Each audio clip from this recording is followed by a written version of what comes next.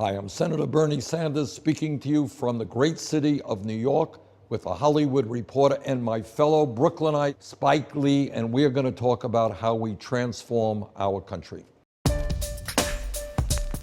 he is, famous star of the New York Knickerbockers. How you doing, my man? Sir, how you doing? Great. I just want to start off by reading you some of Brooklyn's finest.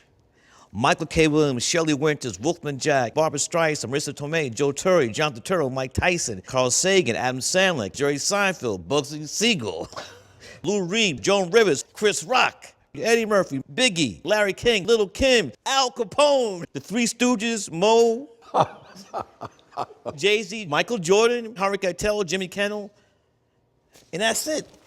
And you. And you? What is so special about the borough, the Republic of Brooklyn, New York?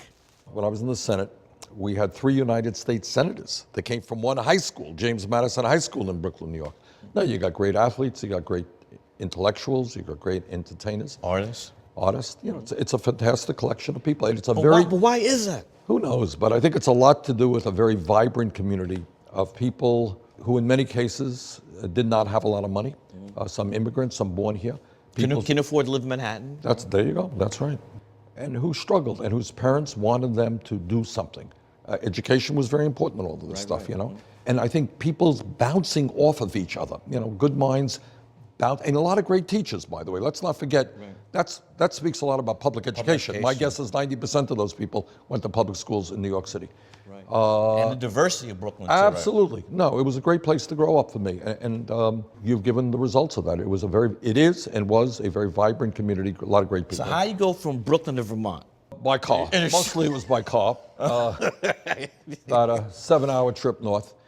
You know, I grew up in Flatbush, and when I was a kid, I went to Boy Scout camp, and some people will remember this up in Narrowsburg, New York. Does that ring any bells? A big 10-mile river Boy Scout camp. I only know about Lake George, that was it. That's right, not that far away, actually. And it was the first glimpse that I had of the country. And you know what? I really liked it. You didn't see the country, went to Prospect Park? Well, that was part of the country. Saw the elephants. Yeah, we fed the elephants. Yes, we did. But you know, I really, you know, was impacted and felt very comfortable being in the country. And then many years later, went to Vermont, and that's where I stayed. Let me ask this. What do you have to do to get the older generation of the African American vote? Because the older generation, black folks, they know the Clintons, 20-some years. That's right. You're like the new guy on the block. That is exactly, you got the issue. We're doing phenomenally well with all of the young people, white, black, Latino, you name it, Asian American. And we're getting killed, frankly, not just with older African Americans, older whites, older Latinos. It's the weirdest thing in the world.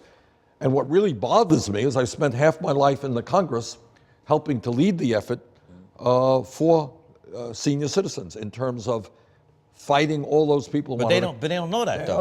I don't know. We're figuring out how you get it out. But we've led the effort against cuts to Social Security. We want to expand Social Security, taking on the drug companies who are doing terrible things to elderly people. You know, seniors are cutting their prescription drugs in half, standing with the veterans. So we have a lot of work to do in terms of reaching out to seniors, not just African Americans, but seniors all across the board.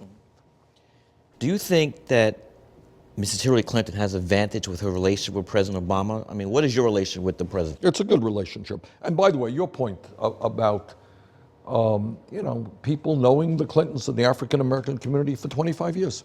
And then, when black folks saw Bill Clinton play the saxophone, that's right. City Hall. First black president, right? Obama's only the second black president. No. Toni Morrison said that Bill Clinton was the first black president. Oh. She said that. All right. So I mean, that's what we're up against. Your question was about your relationship with the president. Oh, it's a good relationship. Okay. You think that Hillary Clinton has an advantage, though? Well, she was Secretary of State with him for 4 years.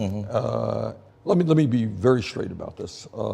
This president will go down in history as one of the smartest presidents we ever. He's got a brilliant guy. It's going to take a couple of years to look back from this, yes, though, right? You're right. Although I think people are beginning to catch on after they. I know that, but in general. Yeah, and especially the more they hear from the Republicans, the smarter they think he is. But but he is also incredibly disciplined and focused. And you take it for granted. Smart, too. Smart, brilliant. But you're around the media every single day and you have the opportunity to say dumb things. He does it very, very rarely. He is very focused. And he came to Vermont to campaign for me way back in 2006. I worked on his elections in 2008 and 2012. Just was in the Oval Office a couple of months ago. So we have a very positive and I think friendly relationship. Is he closer to Hillary Clinton? I suspect. She was his Secretary of State for 4 years. When did it hit you, I'm going to run for the United States of America? When did this happen? It struck me when and I got to tell you, there's a funny story that every day 100 people brush their teeth and they look in the mirror and every one of them says, there is the next president of the United States. That's the definition of the U.S. Senate, all right? Honestly, I was not one of those people. That wasn't you, huh? It wasn't me. I love my state. Very happy to be the senator, but this is what I concluded, Spike. With all due respect to Secretary Clinton and everybody else, it is too late for establishment politics and establishment economics. The problems facing this country now are so serious, are so deep, that the same old ain't gonna do it. And what we need to do is create a political movement, what I call a political revolution, where millions of people come together, stand up. Coalition, right? Coalition, absolutely a coalition. Based on the trade union movement, the civil rights movement, the women's movement, the gay community movement, and bringing people together to tell the billionaire class that they cannot have it all. And that's the case right now. People don't appreciate how much power Wall Street has, corporate America, the corporate media. And we got to take them on. Bernie, 99 Americans die every day in this country due to gun violence, a third of those by suicide. I know Vermont is different from Bed-Stuy, do or die, the boogie down Bronx, Chirac, Philadelphia, Biden, Murderland. So can you explain to me what your views are? Because I had a couple of questions, about. Okay, well, let's do it. Here is the point. Your first statement is right. Vermont and rural America. People talk about guns. You know what they're talking about? Talking about hunting. And it is something that, in my state, tens and tens of thousands of people do. They take their kids into the woods. There's target practice, there are antique gun shows, and that's what guns are. I do know that guns mean something very different around urban America. And what we have got to do is get a handle on this horrific gun violence. There's no question about that. Right. I have a D- voting record from the NRA, all right? D- voting record. And I've stood up to them for years. In 1988, Spike, I ran for the United States Congress in the state of Vermont. I lost that election because I was the only candidate who said that, maybe we should not be selling and distributing military-style assault weapons in this country, weapons designed just to kill people. Right, there's an 88? Yeah, in 88, way before. Way back. And I lost that election, and maybe that was I lost by 3 points, and perhaps that was the reason. So 3 points in Vermont is 5 people? No, it's 12 people, actually. No. And, my view is that right now, we have got to deal with this, every week, every 2 weeks, we're seeing, mass shootings, you're right. I mean, there's a lot that has to be done. But can the NRA and the gun manufacturers and the lobbyists, it seems like they're so strong that they're invincible? I don't think so. Okay. Okay, this is Tell me why. This is what I think. I think there is a consensus about what we should be doing. Even very flag waving NRA members agree about common sense. No. That's right, common sense, all right?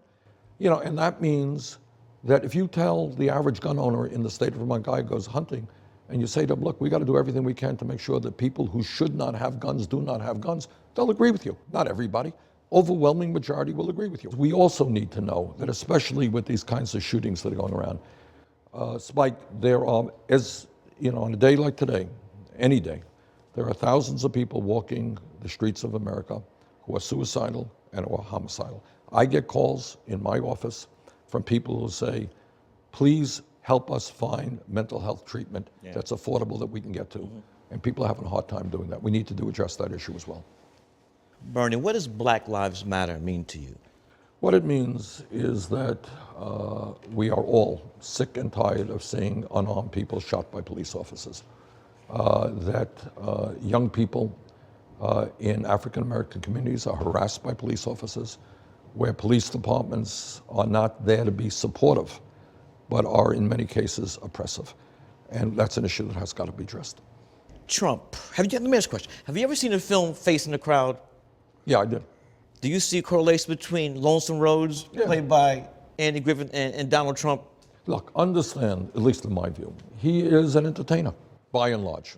And, you know, he did very well on television. He knows the media very, very well. Don't underestimate him. And God knows who he is really, but we see what he personifies on TV every night. He knows how to manipulate the media very effectively. He knows how to, you know, do what he does with people. But let me just reassure the viewers, Donald Trump is not going to become president of the United States. That I can. Would you agree that he's possibly the Frankenstein that the GOP has created, and now that, like the novel, they got a monster in their hands and don't know what to do with it? Oh, absolutely. No, there's no question. The establishment Republicans are going nuts. And, you know, this could lead to a real dissolution of the Republican Party as we know it. Who are the people who are voting for him? I will tell you who they are. When a guy says, I can stand in the middle of Fifth Avenue, shoot somebody, even saying that knowing 99 Americans die every day, and you're going to shoot somebody and no one's going to not vote for you, that's insane to me. Well, that's virtually every day he says something that's crazier than the day before, right? Mm-hmm. You know, so, you know, what can you say? But here's what I think is going on. I think the establishment has underestimated the contempt and the frustration that the American people have, a segment of the American people have with politics as usual. Washington, D.C., right? Yeah. So when he says, look, I'm not them.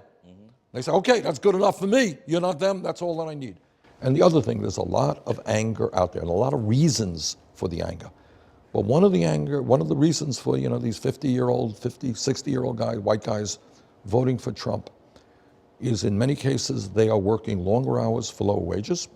They're seeing their jobs go to China. They're seeing their jobs go to Mexico. They are scared to death about the future of their kids. And they don't see anybody doing anything about it. And Trump comes along and says, I got the solution. We're gonna scapegoat Mexicans. And we're gonna build a wall a mile high. We're gonna make Mexico pay for the wall. Oh, absolutely. A 25-foot. Now, how are you gonna tell a country, well, you gotta pay for it, something they don't want anyway? That's a pretty good question, I think. But and the other thing is you scapegoat Muslims, all right? So look, you know, and I know that the history, you know, what politics has been about, not just in this country, but around the world. When there are real crises out there, right? And people are angry, what do? You don't get to the real issues as to why people are hurting. You scapegoat. So that is nothing new. That's what demagogues have always done, and that's what Trump is doing. I'm very proud to be a tenured professor at NYU University. It costs more to go to NYU than any other school in the United States of America. If you're born with the wrong zip code, I mean, you're behind from the jump. Can we talk about education, Yeah, sir? let's talk about it. And also, more than half young black men do not graduate high school, which is a direct pipeline for an industrial prison complex. You got it. All right, you're giving my speech here. All right. From Brooklyn. All right, and here's what I say every day. Real youth unemployment in this country, which nobody talks about, by the way, is off the charts. For African American kids, 17 to 20, who graduated high school, real unemployment is 51% today. 51%. Latinos, 36, white kids, 33%. And of course, what ends up happening, instead of investing in education for those kids or jobs for those kids, too many of them are ending up in jail, and we have more people in jail than any other country on earth. And a lot of these prisons are privatized too, so it's a business now. You got it. And that's why we have introduced legislation that would end private ownership of prisons and detention centers, by the way. Corporations should not be making money in this country by imprisoning people. So this whole issue of criminal justice, of keeping people out of jail, which means jobs and education for younger people, it means taking a hard look at this war on drugs. You know, since the last 20, 30 years, millions of people have police records for possession of marijuana. And let's be honest, President Clinton was responsible for sending a whole lot of people of color, to prison, which she apologized for. But if I spent 10 years in prison, I mean, that apology is not going to be enough. That's right. But I think what we have to focus on now is rethinking the war on drugs. Right now, I don't know if you know this, under the Federal Controlled Substance Act, marijuana is a Schedule I drug right alongside of heroin. Isn't that pretty crazy? Yeah. All right, so I think we're going to take, I have introduced legislation, take marijuana out of it.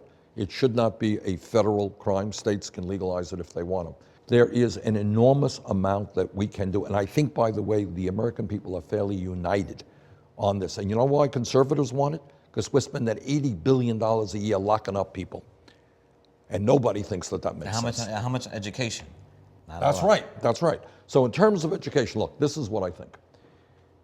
You and I were kids. First grade through 12th grade was what free public schools, right? Public schools in New York City were great then. They really were. Absolutely. No, I went to a great school. Teachers were great. Parents took education seriously. Free public education, first grade through 12th grade. Well, you know what? And you go to City College too. That was free. All right. You're jumping ahead of me here. All right. All right, here's the point. Today, the world has changed, right? Economy has changed. Technology has changed. People need more education. And I believe that when we talk about public education in America today, we've got to be saying that it includes free tuition at public colleges and universities. All right, is that a radical idea? I don't think so. Your point was that 50 years ago, how much did it cost to go to City College? Probably virtually nothing. Nothing. Right. University of California, great university, virtually nothing. So if we could do it 50 years ago, I don't know why the hell we can't do it today, and that's what I want to do. Last thing, I know we're running out of time. Hillary Clinton, yourself, are we in the bottom of the ninth inning? What's happening here? I'm feeling really good. I honestly am. We have won 6 out of the last 7 caucuses by landslide victories in every single case, more than 67, 70%. We're in Wisconsin in a few days. I think we have a good chance to do well there. We're coming to New York City. Uh-oh. And you know what? How do we do in New York? I think we're going to win New York. I think we will. It's going to be a tough fight. She was the United States Senator here for 8 years. But I think we got a real shot to win it. You're from Brooklyn. You're not scared though, right? Oh, no. No, in fact, I look forward to it. I'm very excited about it. I mean, one of the great joys of New York City, as opposed to a state like Iowa or Wisconsin, is you got to travel long distances. But here, you're 15 minutes away from another population center. So we're going to do a whole lot of rallies in this city. We're going to go back to Brooklyn, spend a lot of time in Brooklyn. We're off to South Bronx tonight. I think we're going to have 10, 20,000 people out there. Yeah, the boogie down. Yeah, the boogie down. We're going to do really good. I'm feeling good. Well, thank you. Hey. It's an honor. It's an honor for me. You got my vote. I've seen and enjoyed almost all your movies. Thank you Thank you very much.